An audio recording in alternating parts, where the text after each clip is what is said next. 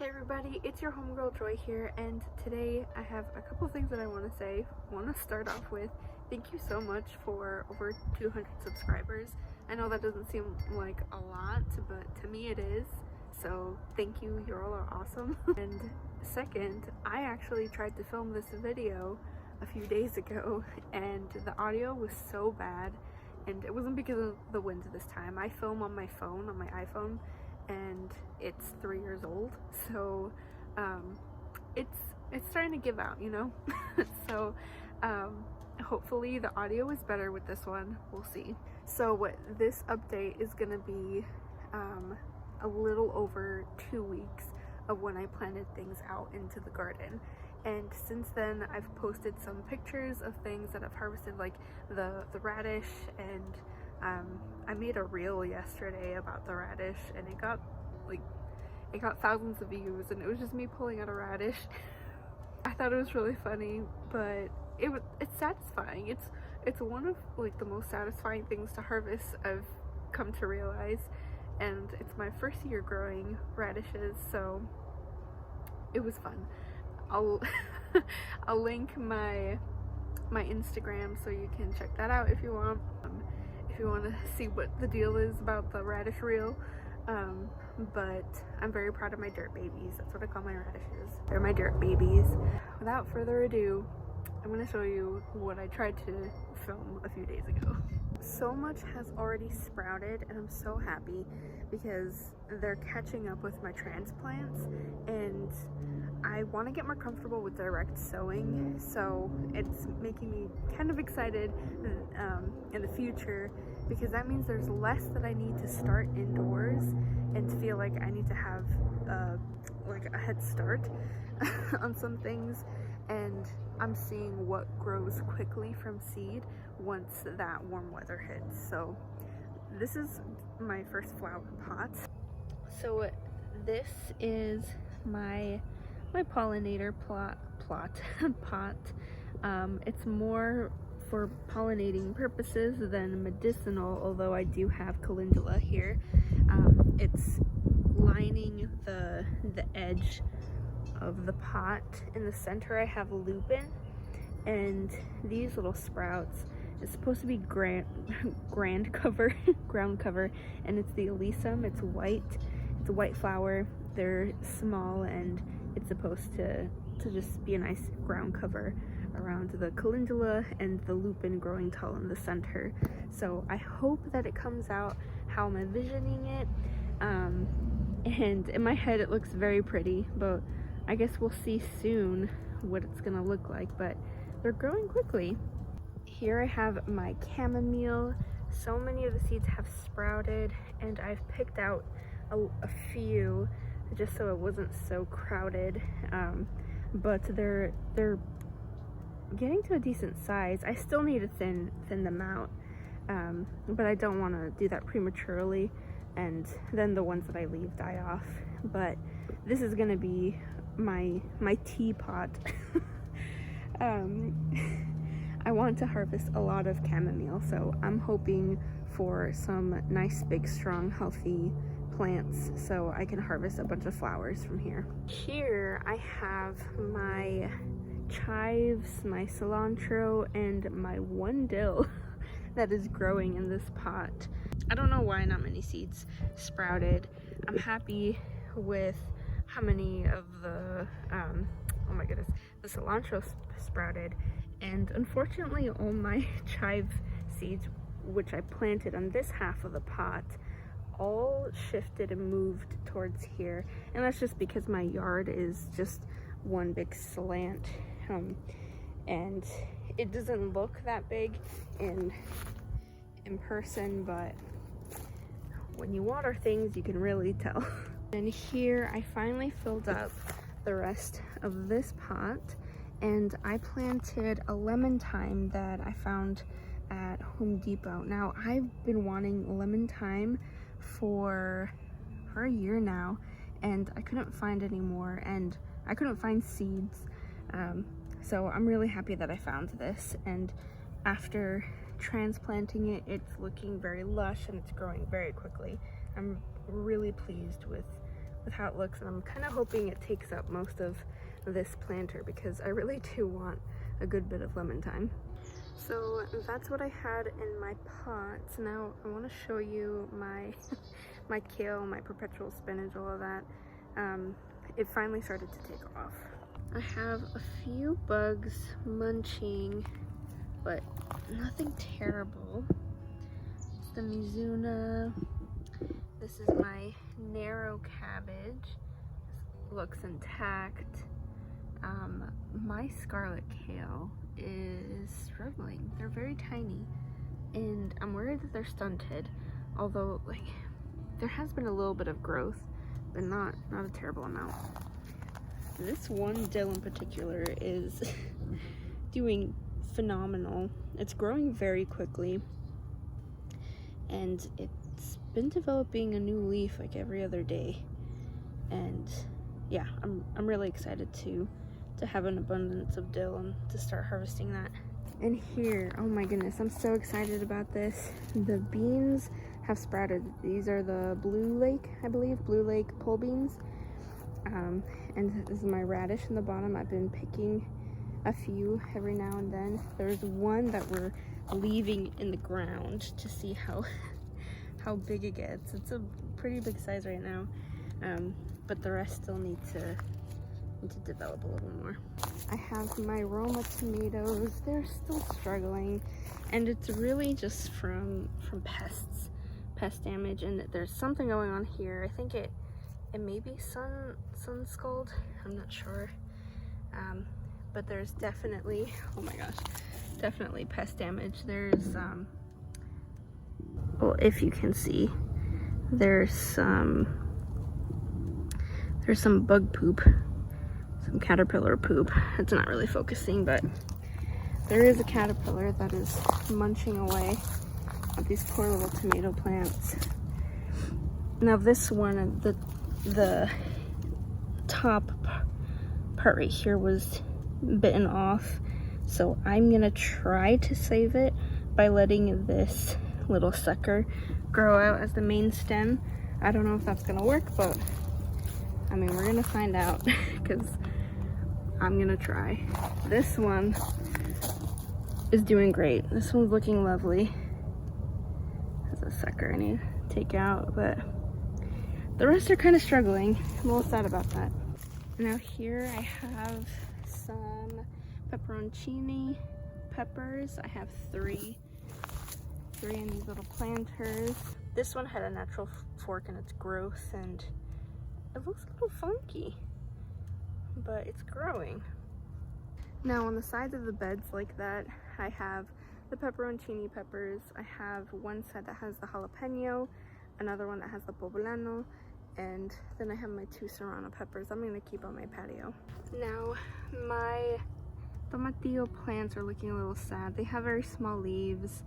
They're looking a little stunted. I picked a lot of the blossoms off, so there's hopefully more growth in the plants and not just fruit. Yeah, kind of sad about this. I think I'm gonna start some more indoors. I'm not sure if they're stunted, but I did read that tomatillo plants, though they are pretty resilient, they can get stunted for a little bit after transplant shock, but after a few weeks, then you'll notice growth. It's been a couple of weeks, so I want to give it a little more time. In the meantime, though, I think I'm gonna start some indoors, or maybe put a couple of seeds in the ground and see what happens, because I don't want to put all my eggs in one basket and just rely on these plants if they don't make it. All right, and over here I have some of the candy cane zinnias sprouting and some calendula, and I'll show you all the sprouts. Yeah, those are the candy cane zinnias, some calendula sprouts right there. And then over here I have the beefsteak tomatoes.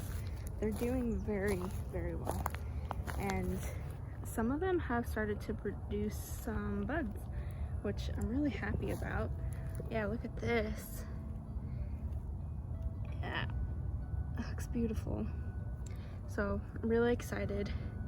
I haven't successfully grown beefsteak tomatoes before, so this is gonna be a first.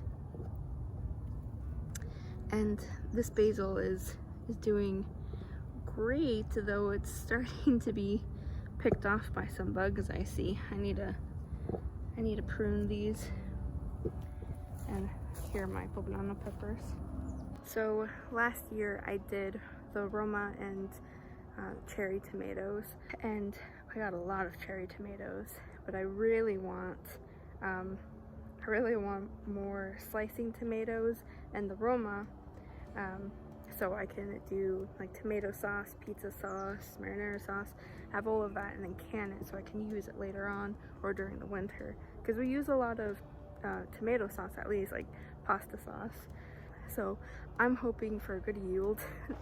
The Roma tomatoes are making me nervous just because they're not looking so hot, but I mean, the season is still young and hopefully they continue to perk up and grow more before the caterpillars get to them.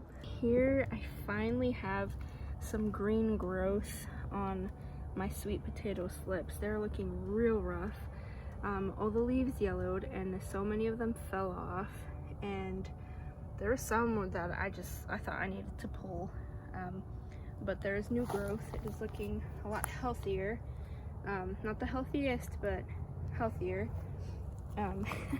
Something that Jared and I have started to say to each other is better, just to help us feel better about the progress that we're making in the garden and around the house.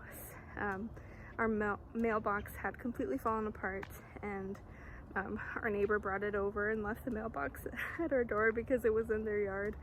The wind had knocked it off, and we were like, okay, let's just get on it and fix it. So I spray painted the pole that was chipped, and I spray painted it white. Then we sprayed the matte plastic mailbox like a metallic bronze color, and it looks like a brand new mailbox.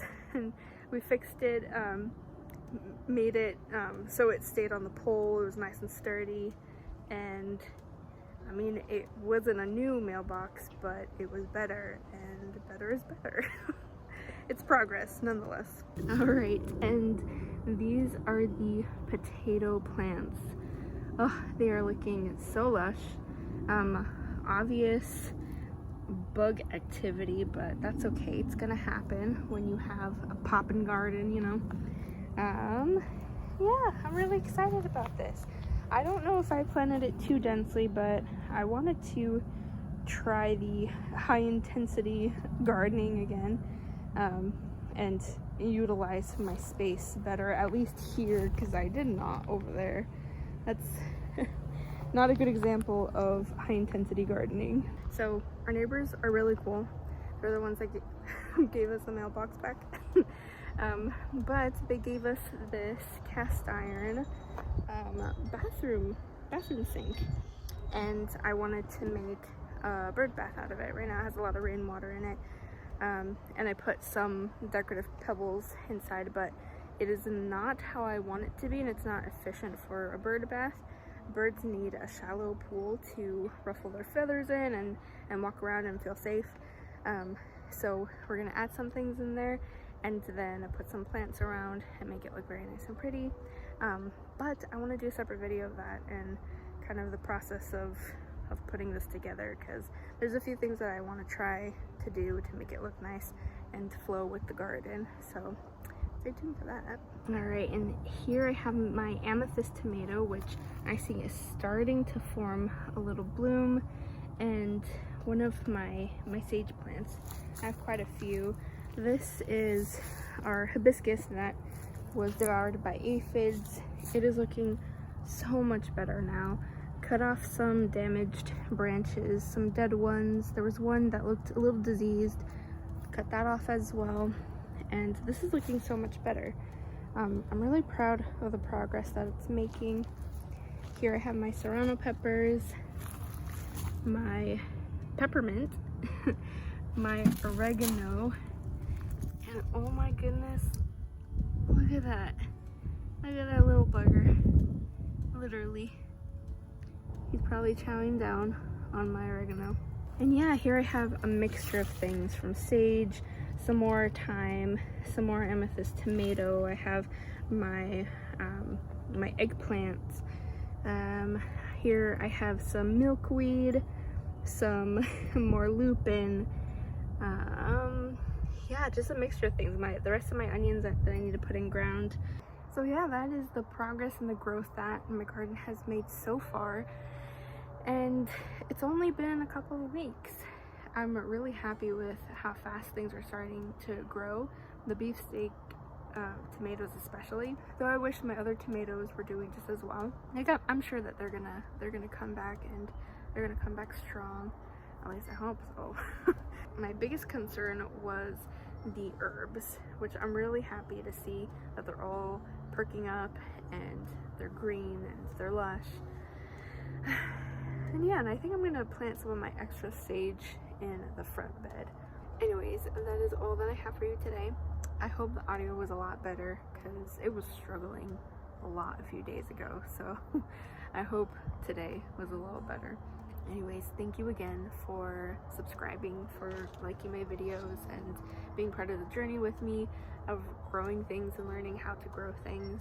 Again, if you want to see updates and pictures on my plants, I am posting a lot more often now, and I'm having fun with experimenting on making reels. I made my first official one yesterday, and that was a lot of fun. So let me know if you want to see more of those. Don't forget to subscribe and like and leave a comment down below. Helps me out. And yeah, stay joyful, everybody. Bye.